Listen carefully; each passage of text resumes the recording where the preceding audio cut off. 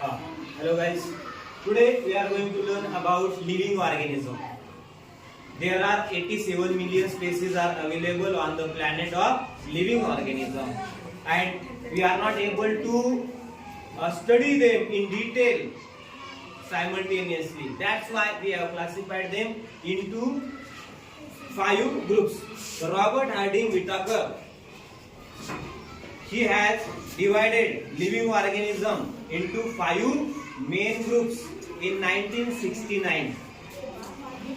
He divided the all organism into 2 main groups, which was prokaryote and eukaryotes. Prokaryotic organism and eukaryotic organism. How did he classify them into these 2 categories? If we look at the prokaryotic cells, we will find these cells are simple types of cells. These are primitive cells. It means they don't have well developed nucleus. They are simple in nature. Their nuclear material spread everywhere in the cell. Their nuclear cellular organelles are not well organized. That's why we call them simple types of cells. What we call them? Simple types of cells. So we can say prokaryotic cells are simple types of cells. These are the primitive types of cells, and these cells don't have well developed nucleus. And these all prokaryotic cells are come into the kingdom Monera. And these as well as these all cells are unicellular organism. Uni means single, cellular means cells. It means these all prokaryotic cells are unicellular. Got it? Have a look here. The second group, eukaryotic. All eukaryotic cells have well developed nucleus. It means they are modern types of cells, as well as their cell organelles are complex in nature and they are well organized. When we look at we can see here it has 2 types, that is unicellular and multicellular. Eukaryotic cells are come in 2 groups, mainly unicellular and multicellular. In the unicellular group, the kingdom is Protista. You will say that if these are unicellular and these are also unicellular, then what is the main difference between them? The main difference is what?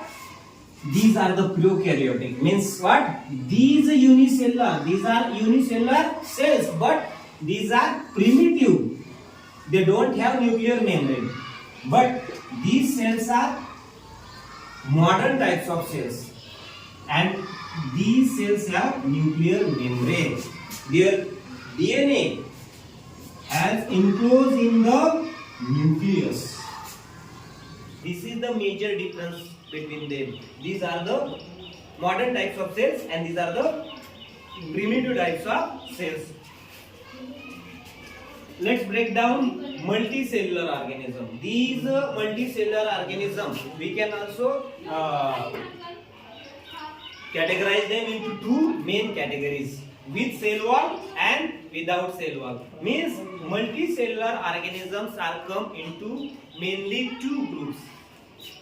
Some multicellular organisms have cell wall, some multicellular organisms don't have cell walls.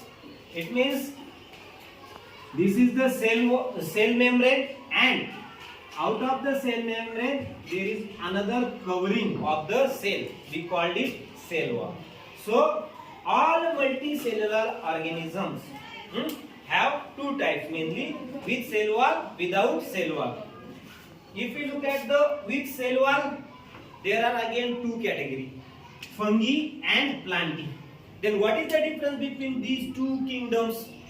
Fungi have cell wall, plantae also have cell wall, but the major difference is here, plantae have chlorophyll pigment. It means plantae are able to perform photosynthesis process, but fungi don't have chlorophyll pigment. That's why they cannot perform photosynthesis process.